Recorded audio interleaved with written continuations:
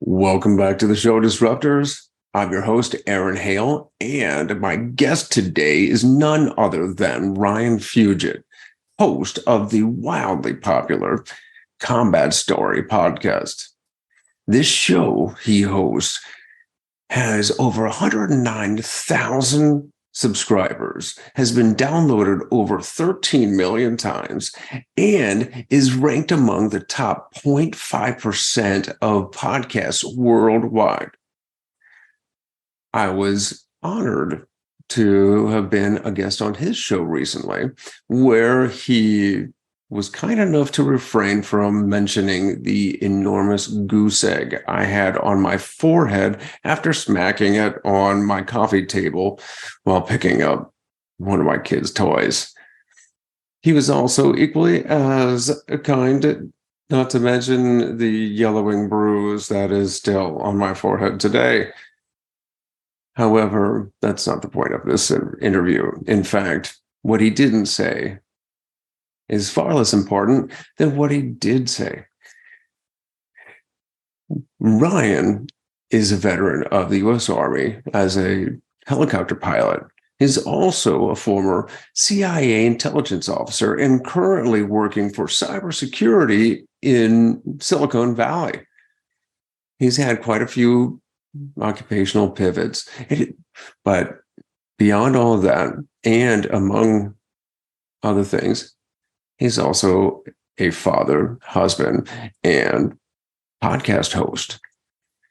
So we discussed what kind of skills he attributes and abilities he attributes to being able to pivot from one job to another, and what he believes is some of the best qualities that helped him succeed in each of these areas. I hope you enjoyed the interview.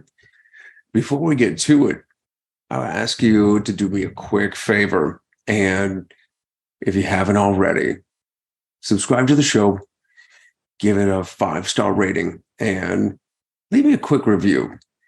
It'll let the algorithm know that this is a show worth pushing out to a broader audience, and it'll put it up in the browsing and search lists.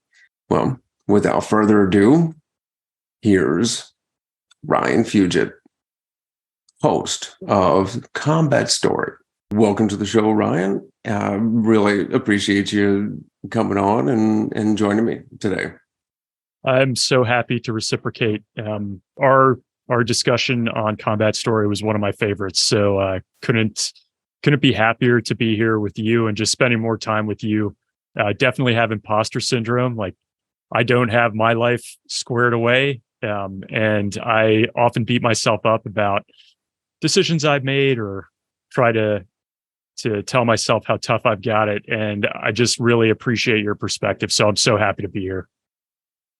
Well, thank you very much. And it's interesting that you bring up imposter syndrome.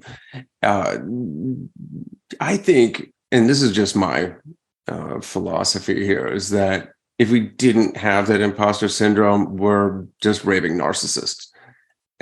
If we don't have a little bit of self-doubt about our decisions in life, and if we're not feeling a little bit of an unease, then we're simply too comfortable in our situation, or we're just not being, we don't have situational awareness. And from the outside looking in, so to speak, you've had a pretty interesting and pretty fantastic career. If you wouldn't mind, for my audience, would you walk us through a little bit about your background, where you came from, your history, your career, and all of that? Yeah, absolutely. So I grew up everywhere. I never really had a home base. When people ask me where I'm from, I'll tell them Tampa, Florida. That's where I went to high school. It's where I met my wife, in fact, in high school. But I grew up in Africa. I was born in Europe. I lived in Pakistan. And it wasn't until I was in 8th grade that I came back to the US. So I always had this really kind of like magical thought of what the US would be like. I'd visit for a couple weeks in the summers, but that was it. So like baseball, football, Hollywood, like that was my view into America. And I just wanted to be here so badly. So that's kind of like how I grew up, was this shining star was America. And how could I get there and serve somehow? Went through high school, went to college, and just my family is very military oriented. So my dad flew Hueys in Vietnam. I have an older brother who flew Kiowas in the Army, another older brother who is an armor officer in the Army, and then one other older brother who did not serve. But it was just almost an expectation that I was going to go into the military. So even when I chose my college, it was with the Army in mind as a longer term plan. And so I did ROTC. It was pre 9/11. 9/11 happened when I was a senior in college. I was in Washington, D.C. for college. So obviously one of the planes hit the Pentagon. I remember going and seeing the smoke coming off the Pentagon. And it was my senior year.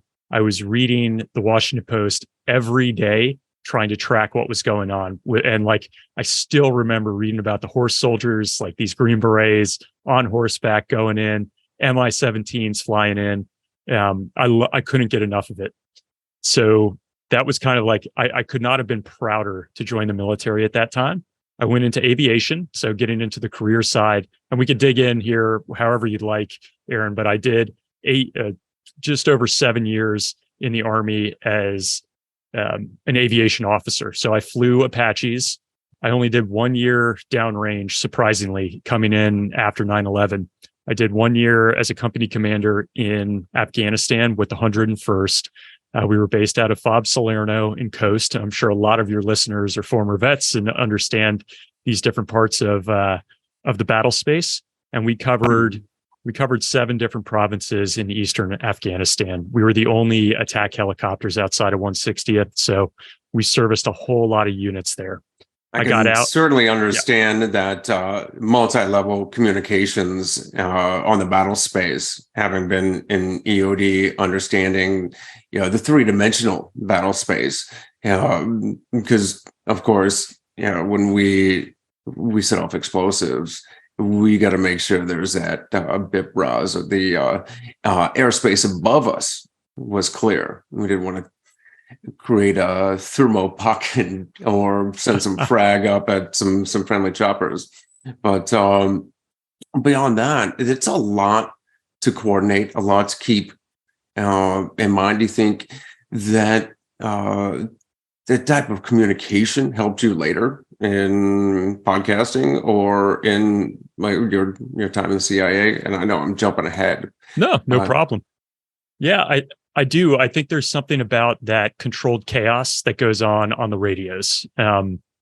Just traveling across the battle space, as you just mentioned, like if EOD is setting something off, we always had to check gun target lines, like artillery that might be firing. We'd have to make sure we were safe to go into the airspace. We're always deconflicting with other aircraft that are up there. Every pilot has had a near miss with another aircraft, including myself, whether it's in garrison or downrange. So all of that has been so important. But I think just the first time you're in an aircraft at an airfield, even a training airfield like the Army gives you, the radios and how you're communicating with other aircraft, with air traffic control, it's so overwhelming. And then you just get the hang of it.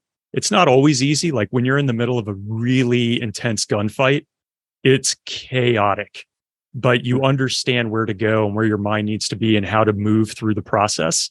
And that did help me. I think the agency is a little different because it's very, very individual. You're out on your own running a surveillance detection route. You're going to meet people, meet assets. It's all on your own for the most part. But you do have to think through so many things, your route, what's going on. The timing is incredibly important when you're doing a CIA operation. All of that I learned from aviation. Like, I think that was a very strong grounding in how to plan out your route, contingency planning, having your alternate, your contingency, your emergency, your comms plan. All of that is so important. And I think I learned a lot in the aviation realm because of that. So you spent about 7 years in the Army as an aviator, helicopter pilot. And then, for what I understand, you got out tried civilian life for about a year or so. And I think, in our previous conversation said it just didn't take. This is the kind of way I describe it after getting out of the Navy and going into the Army. I spent just shy of a year as a civilian working in New York City, and it didn't take. I missed the uniform, I missed the service. And from what I understand, what you told me, you were the same. But it wasn't the uniform you went back to. It was the CIA, and it wasn't the same job. You went into intelligence work. Can you tell me a little bit more about the Directorate of Operations and working counterintelligence, counterterrorist operations for the CIA? Yeah, absolutely. And it does sound like quite a jump to go from obviously flying choppers into operations work on the intel side, but it's still within the CIA, like it's still tip of the spear type work where you're having effects at a very high, like strategic level, tactical level, just in a different uniform, as you said. And I made the mistake when I left the Army of not staying connected to the military. I really just wanted a break. I had come out of Afghanistan. I just mentally was like, I'm going to cut ties with the military. And it was a huge mistake for me. And that's why I do this podcast now. I wasn't going to make that mistake twice. But yeah, I went to the CIA. I grew up overseas, like I said, and my dad was a career State Department officer. So I grew up around embassies, political affairs, international relations, State Department, and the CIA. And it was a perfect fit for my background and what I loved about college, studying, history, all of that. Within the agency, obviously, you mentioned the Directorate of Operations, the DO. For a short period of time, it was called the National Clandestine Service. They had basically a consulting company come in, did a reorganization, and it didn't take. Like the history is in this thing called the DO, and it's like very palatable, means a whole lot to people. So yeah, the DO is what we say. That's the side that you might see in movies with like case officers going out and meeting assets, recruiting spies, working with other governments, tactical effects on the battlefield and war zones with drone operations, that sort of thing. That falls into the Directorate of Operations. There's the Directorate of Analysis or Intelligence, which are your analysts who are taking intelligence collected by people like myself on the DO side and synthesizing it and running that up and making strategic briefings, presentations, predictions based on that tactical intel. And there's a lot of work that goes on in the DO. You've got targeting officers who are trying to identify threats and put them on the X. You've got case officers who are going out and meeting with assets. I filled this kind of hybrid role. I was called a collection management officer. My job was to go out and collect intel like a case officer, but more so to understand for a particular threat group, like if I was working counterterrorism against a certain group, I had to really understand what our capabilities were to collect against that group. I had to understand what case officers were available, who they were meeting with, and I had to understand, very important for my job, was understanding what the policymakers in Washington and the analysts on the Directorate of Analysis or Intelligence, what they needed to know about a particular topic and get that tactical intel to them. So I kind of was this bridge between policymakers and intel collectors. And they have that role in Washington. They have it overseas in our stations. And it was just a perfect fit for my skills, I would say. Was it the skills you brought to the job or these skills that you sharpened and learned and honed while you were there? Do you think they were, or was it a combination of both? It was definitely a combination. I think some of them you can only learn at the agency, like going through the training at the farm, as they call it. Like there's that element. And that's how to detect surveillance, how to meet with assets, that sort of thing. What I brought to it, though, was years of studying international relations and affairs, having lived overseas in a lot of these countries, having been on, in the air, but on the ground, so to speak, in Afghanistan, like understanding the dynamics there. Like that was what I studied in my undergrad. I went back to grad school to study this. It was really the sweet spot for me, is understanding the power dynamics in international relations and applying that at the CIA, mixing in kind of the tactical human side of it. That was the fit for me. So you actually picked up a couple masters. You went to was it Warrington School in Florida, University of Florida for your master's, your MBA, and then you went back to Georgetown for was it national defense? And yeah, um, yeah, I am a strong believer in just education. I've just always enjoyed it. Like the classes were interesting to me. The professors were great. I had this one professor at Georgetown in my grad school program. I was in this program called the Security Studies program. And one of the professors is a guy named Burton Gerber, who's a legend at the CIA. So he ran basically the part of the CIA that goes after Russia, Eastern Europe during the Cold War, like the height of the Cold War. mm-hmm. He was running that thing. Just the stories this man had were endless. And he's a legend in DC, but in particular the agency. So like to be sitting in a class learning about intelligence from this guy who did it for 40 years was just so special. And I had so many professors like that. So I'm a bit of a glutton for punishment when it comes to advanced schooling. The MBA was useful, but I did it at the wrong time. So as you're talking about like lessons people can learn on this podcast, I went there when I was still in the Army. I wasn't in business when I learned that stuff. And I really wish that I had taken an MBA when I was more in the private sector, really had to understand profit and loss, really had to drive decisions in a business context. Mm-hmm. It's useful for the military, but not the same. Security studies, though, I was taking that like right as I was getting into the CIA. It was incredibly useful. And when I got out of the CIA, my last role there, I was at our Center for Cyber Intelligence. So very steeped in going after like cyber adversaries around the world. And I picked up a graduate certificate in ethical hacking, pen testing to really deepen my skills there. So anytime I can get that formal education that bridges what I'm doing at work, I will take that opportunity. I can certainly understand your enthusiasm for the master's program at Georgetown. I'm a huge Clancy fan, so of course that kind of those kind of war stories and spy stories always get my attention. But you did make another pivot. You went from Army aviator to CIA intelligence, and then, like you mentioned, once you left the CIA, you went to the private sector. Actually, you moved out to Silicon Valley and worked for Google and now Netflix. But it sounds like you're doing similar work there. Yeah, I mean, I guess it's no surprise that these big companies are dealing with a lot of problems that we faced when we were on the government side of things in terms of nation state threat actors, terrorists, and the cyber domain is rife with all of the above. When I was at the agency and my wife, I spent 8 years there, and my wife and I decided it was time to move on.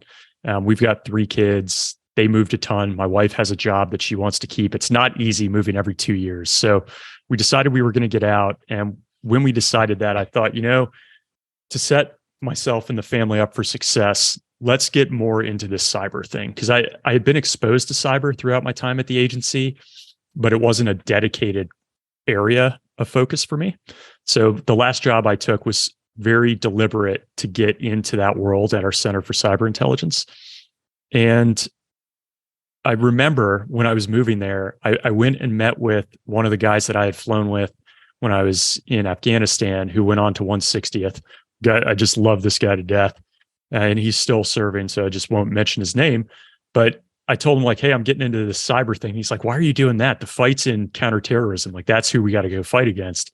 And this was probably 2015, 2016. And I was like, these nation state threat actors, they have a whole lot of capability in this domain. Like the Russians had just gone and shut down Ukrainian power supply in the wintertime. Their ability to influence elections all through the cyber domain, like the electronic means, and at a scale of billions of people around the world. So I just felt like it was the right move. It was never going to be something that wasn't front and center. So it was a definite pivot for me, but certainly of interest. I like learning new skills and picking these things up. So it's a never ending learning curve, because much like the world you and I came from in the counterterrorism fight, the threat actors here are evolving incredibly quickly. So trying to keep one step ahead, like building your defenses, understanding what the adversary is doing, like it's all what we've done in the military and the intel world. It's just applying it in Silicon Valley now. Let me ask you this, and this is, I'm curious about this, is when I switched uniforms from the Navy to the Army, there's certainly a culture shift among the branches. However, I went into EOD, which is kind of its own animal, its own brotherhood within the branch, or among the branches. So it was almost as though, and in fact, nowadays, I may I identify more as an EOD technician than one particular branch.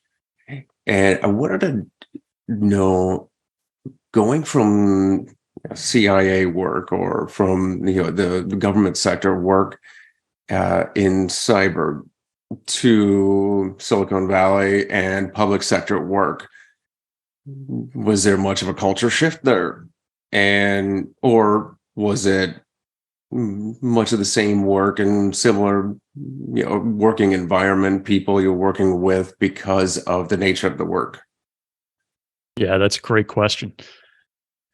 There are obvious differences. Of course, there's a scale difference. I mean, the government is massive. Google is also massive, like 150,000 people, but not quite the scale of the government. So you definitely don't know everyone at the company. But at its core, it's still small teams of talented people having to work together and take on challenging tasks. So I feel like whether I was flying a 2-ship mission in Afghanistan or running an op somewhere in the Middle East for the agency, like all that is pretty common grounding. Some of the key differences, though, that I would say would be the diversity, right? Like obviously at the agency, you're meeting people who are not Americans, but when you go to the office, it's you and a bunch of Americans, right? Like when you're working at Google and Netflix and Silicon Valley, it's people from all over the world. So having to calibrate your mind to that is a huge difference, and something I'm sure you probably had to experience going into a skiff. Like I never took a phone into a building, so it was so shocking when my phone would ring in an office. That made me feel like, oh my God, because if you had your phone at the agency indoors, whew, you were in trouble if that happened. So like just a few of the things having to decompress. But I will say a lot of talented people. The agency was I felt very similar structure within the teams at the agency as I did at Google, if I'm being honest. Like it's kind of the best idea wins. It's less hierarchical than the military.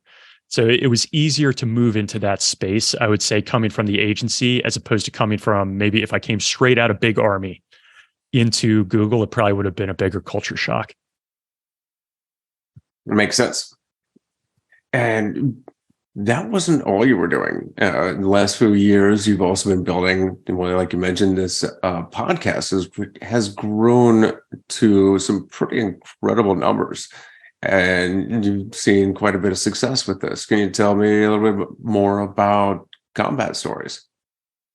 Absolutely. Yeah. I mean, this came out of, as I kind of alluded to earlier, trying not to make the same mistake I did when I left the Army the first time around. So when I was leaving the agency and I knew I was going to leave, trying to figure out what was next, I just thought if I could sit down and talk to people like you every day, I'd be happy. And I get so much energy having these discussions with and hearing other people's stories, not my own certainly, but hearing other people's experiences and learning from them and sharing them.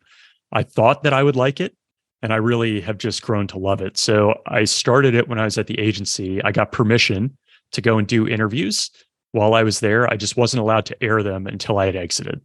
So I started building these up when I was at the agency. And then once I was a year out, having separated from the agency, I started posting them. And it was just all people I wanted to talk to anyway, and suggestions that come in. But I always wanted to talk to somebody who was a JTAC. Like I worked with those guys when I was in the air. I just wanted to know, like, what was your training like?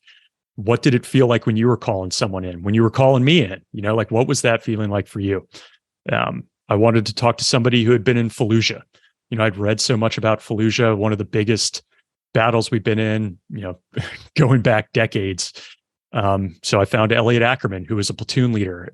Just like I was a platoon leader in 2004 in the air, he was leading 30 guys, building to building, room to room, clearing operations on the ground in Fallujah.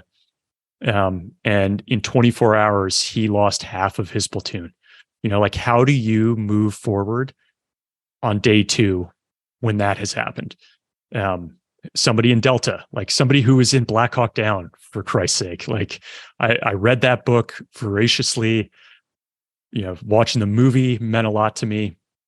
To talk to somebody who had fought in that battle was, like something I'll never forget. So it's like the most rewarding work, and it's even more so. And I'm sure I had no doubt you've heard people tell you this after you've spoken, Aaron, but I know your show's just getting off the ground, and you will have people reach out and say, hey, because of what you said on the show or what I heard, it's changed my outlook. I've gotten off drugs. I decided not to pull the trigger on myself. Like, means a ton. So it's so easy to keep going with this.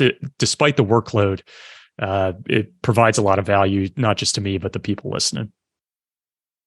Where do you think you're going to go next from here? We're working on a documentary now where we've re-interviewed 12 guests and a couple fans who have been with us from the beginning. So we're piecing that together. I'd like to do some more in-person work as opposed to just the Zoom calls. I'd love to do more in person. It's tough with 3 kids and a full-time job. So like what I can do on the weekends is where I'm at now. But I just like not just interviews in person, but just more substantive, like, hey, let's go and shoot. Let's go look at cars. Let's go have a drink somewhere. Like I'd love to do more of that. I'd love to go and cook some fudge with you, man. Like if you'd have me on sometime, I think that would be a lot of fun to just get in a little more immersed in the world of our guests, because they have so many initiatives that are positive, just like you do. Supporting veterans, and I just want to put more of a spotlight on that with a fun angle to it. No, I'm a terrible conversationalist. But it sounds like you've got a lot of things going for you. Can I ask you, what do you attribute, or what do you think some of the best lessons you've learned along the way that help you succeed in the CIA, in Silicon Valley, or with this podcast? I don't know where I learned this. It's probably from having moved every 2 years from the time I was born until I got to high school, like just having to blend in and meet people and, get people to trust you. And for me, that has been so helpful in the military, like going through flight school and just making sure that my instructor and I were on the same page, leading a company or a platoon, being on the same page with my first sergeant. Like the ability to just quickly connect with folks, I think, has been such an important opportunity for me. But also just reaching out to people out of the blue. I have no problem cold calling anybody. And that was helpful if we needed to go get assets for something in the military. It was super helpful at the agency, and they really refine that skill set in you. Like you got to be able to meet anyone from anywhere in the world and connect with them very quickly. And you got to be ready to take a whole lot of no's to get one yes. Going out and trying to meet targets with the agency, and certainly in Silicon Valley, networking, building your skills, and connecting with team members is so important. So to me, I don't know like what I would say is at the granular level of that. Something about connecting with other people quickly has been a very important strength that I've tried to cultivate over the years. I just can't pinpoint where it came from. Yeah, well, you know what? If you ever want to make another pivot, I could definitely use you in our real estate business. Okay. Sounds good. And you can make the move back to Florida. There you go. Actually, you could probably do it remotely anywhere you want. So tell me a little bit about the family. You said, how many kids have you got? Yeah, we got 3 sons, which is funny. I'm one of 3 sons as well. There's just a lot of boys in our family. Yeah. So my wife and I, we met in high school. My oldest is 15. I got a 13-year-old and a 10-year-old. My 15-year-old helps edit my podcasts over the summer. So he stays connected. When I go and do an on-site interview, he comes. He's kind of my technical advisor. He's really into video production. So that's been super fun to have him there with me. And one of the things that's behind me on my wall is a YouTube 100,000 subscriber milestone, kind of like gift that they send to you from YouTube. And I will say, of all the things that I have, that has been the one that my kids are most excited about. So like I've earned my street cred with them with that. That's great. I love spending time with my boys also, and unfortunately or fortunately, we don't do a whole lot of tech or screen time. I usually just kick them out of the house as much as I possibly can. Otherwise, they're just getting in trouble. My oldest is 12, and he's definitely picking up a lot of the tech skills. So maybe I'll have to bring him into the office here soon. Yeah, for sure. With all of these things you've got going on, incredible career, the podcast also doing amazingly well. How do you balance the family life, being a father, being a husband, and this career success? Yeah, I think about this all the time, and I'd be curious how you do it too. So for me, my wife is very helpful here because I feel extremely guilty if I'm taking my Saturday to work on Combat Story instead of spending that with my kids. I'm probably something to do with like being downrange, being away for 4 years from them. I'm very cognizant of the time I have with them, and I don't want to squander it. So if I'm sitting here on my computer, like making a thumbnail or editing a video, and it's time I'm not spending with them, it's very hard on me mentally. My wife is quick to remind me, as much as they love their old man, they also want their own time to play video games and hang out with their friends and each other. And so I'm not actually missing that much quality time with them. And she'll remind me it's important for them to see me chasing a dream just on their own. Like they got to see me hustling for something outside of just what I do 9 to 5. And so I don't think I would have come to either of those conclusions on my own. And I think the more people I've interviewed like you, Aaron, who have multiple businesses, been very successful along the way, juggle that with a family, it reassures me that it's possible. And there are a few folks who have reached out over the past couple of years since I've been doing Combat Story, who are like, oh, I really want to start a podcast, but they just can't commit to it. Like I've been able to do it. As long as you love it, it's a lot easier to get through. And I try to encourage people like, hey, you can do it. It looks challenging, but just take that first step, knock out 10 of them before you quit, and we can help set you up. We'll get you the right equipment. But just trying to pay it forward a little bit, I think, having learned so much from interviewing people like you who make it look easy. You don't have to butter me up. You're already on the show. But it's true, man. It's one of the things, like I just interviewed Jack Carr, who is a former Navy SEAL. Books. Yeah, great. As you mentioned, like you read those types of books, it's hard not to do that. He's got that show on Amazon, Terminal List. But it's so easy to look at someone like him from the outside and be like, anything that guy touches has to turn to gold. 20-year Navy SEAL, enlisted sniper, officer, platoon commander, task force commander.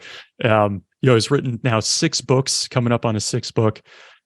So when I'm doing the interviews, I want to get past that and show some of the vulnerability and failures all of us have had along the way.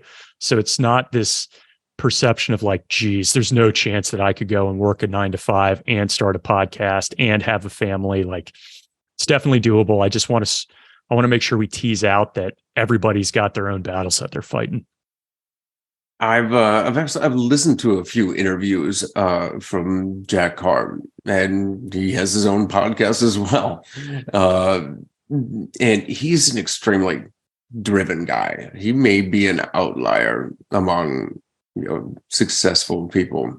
But I can, what you mentioned before about feeling guilty, using your Saturdays for anything other than spending time with the kids. And, I can definitely sympathize there. I've worked from home. I'm here all the time.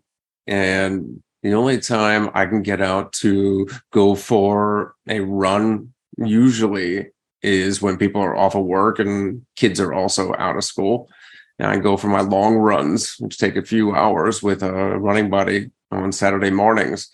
At the same time, my son's got lacrosse practice. So, sometimes it's a bit of a trade-off. That's why if I can find a way to delegate any of my tasks, any work I can, I love that book, Who Not How.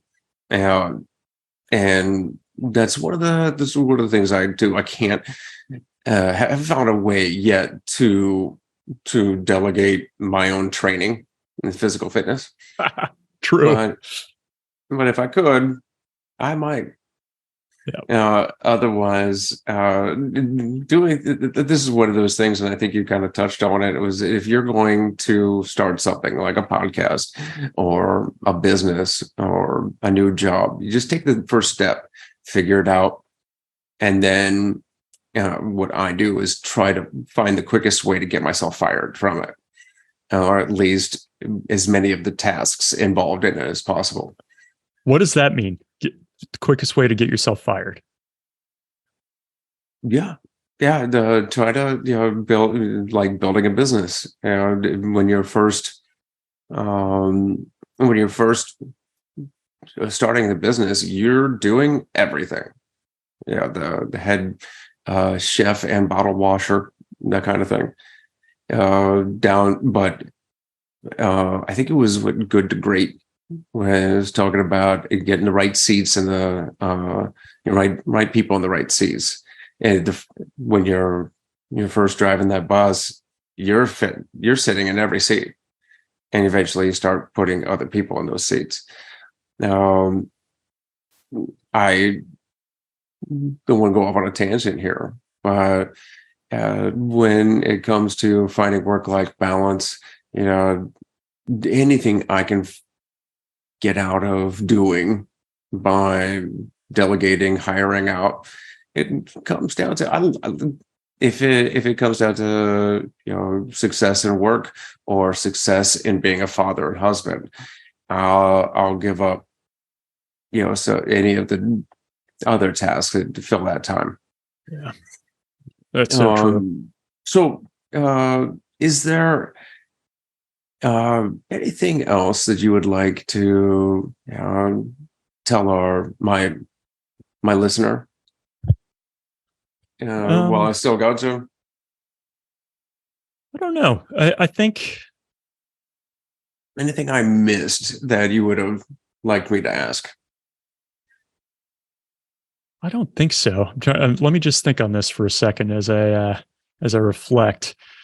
I mean, I definitely don't feel like I can provide inspiration to somebody else when they're listening to you talk, Aaron, and that's not trying to blow smoke, but just you've overcome so much. It's really given me like another boost when you and I did our interview, and I'm so grateful for that. I'd be curious, where do you want to go with this? Like, you asked me where I'm going with my podcast. Where are you going with yours? It's been it's been stewing in my mind for a very long time. And I've been talking about it. I joke for a long time that I just didn't want to be the last person without a podcast. But the truth is, it was there's a few reasons. For one, it was another challenge. It was something that for me is very difficult.